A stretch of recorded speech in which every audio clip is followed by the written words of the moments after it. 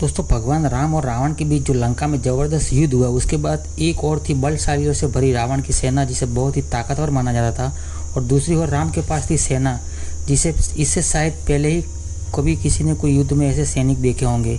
न तो वो युद्ध में पारंगत थी और न ही इससे पहले कभी वानर सेना युद्धों में लड़ी। दरअसल राम की ये सेना आनंद फानन में बनी थी। ये वानरों की सेना सबसे ताकतवर सेना थी। रावण ने इससे पहले सेना की हंसी उड़ाई और फिर वानर सेना ने दुश्मन के चक्के छुड़ा दिए। ये युद्ध जीता, लेकिन इसके शानदार विजय के बाद वानर सेना का क्या हुआ ये किसी को नहीं मालूम। भगवान राम जब युद्ध करने के लिए लंका पहुंचे तो उन्होंने रावण की मजबूत सेना के खिलाफ युद्ध शुरू किया, तो उनकी सेना में केवल वानर थे। इस सेना को राम और लक्ष्मण ने मोटे तौर पर दीक्षित किया था। युद्ध में जीत के बाद ये लंबी चौड़ी सेना कहाँ चली गई, इसका कोई जिक्र क्यों नहीं मिलता। वाल्मीकि रामायण के अनुसार श्री राम रावण युद्ध में वानर सेना की महत्वपूर्ण भूमिका थी। सवाल यह है कि जब राम रावण का से युद्ध जीत लिए तो इसके बाद अयोध्या आए और वानर सेना का क्या हुआ।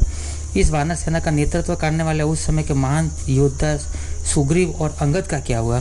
दोस्तों रामायण के उत्तरकांड में उल्लेख है कि जब लंका से सुग्रीव लौटे तो भगवान श्री राम ने उन्हें किष्किंधा का राजा बनाया। बाली के पुत्र अंगद को युवराज बनाया।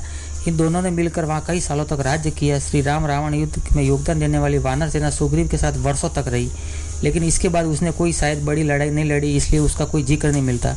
हालांकि इस वानर सेना में अहम पदों पर रहे सभी किष्किंधा की अहम जिम्मेदारियों पर जरूर रहे होंगे। दोस्तों नल, नील, सुग्रीव, अंगद जैसे सभी को किष्किंधा में अहम जिम्मेदारियों का पद सौंपा गया था। दोस्तों राम ने जब सीता माता को रावण का कैद से पता चला कि सीता माता रावण के कैद में, तो ये पक्का हो गया। उसके बाद आनंद फानन में सुग्रीव और हनुमान की मदद से दोस्तों उन्होंने सेना का गठन किया और लंका की ओर चल पड़े। तो तमिलनाडु की एक लंबी तटरेखा जो समुद्र से लगभग 1000 किलोमीटर तक विस्तृत है। कोडिकरई समुद्र तट के दक्षिण में स्थित है, जो पूर्व बंगाल की खाड़ी और दक्षिण में पाल्ट स्टेट से घिरा हुआ है। यहाँ राम की सेना ने पड़ाव डाला और श्री राम वानर सेना ने कोडिकरई में इकट्ठा करके सलाह मंत्रणा की और उसके बाद यहाँ से रामेश्वरम वाली जगह से पुल बनाया और पुल बनाने के बाद लंका पे विजय के लिए चढ़ाई की।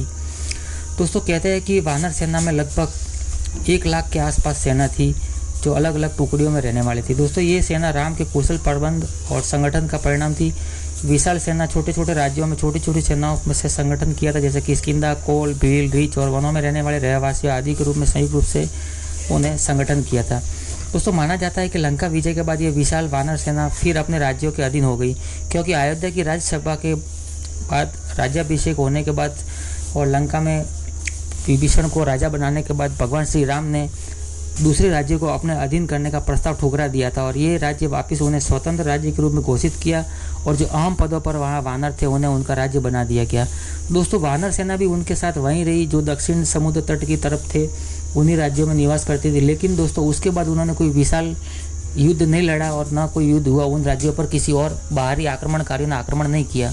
तो दोस्तों वानर सेना का जिक्र इसलिए नहीं मिलता है। दोस्तों अंतिम बार ये वानर सेना सिर्फ अयोध्या में देखी गई थी जब भगवान श्री राम का राज्याभिषेक हो रहा था।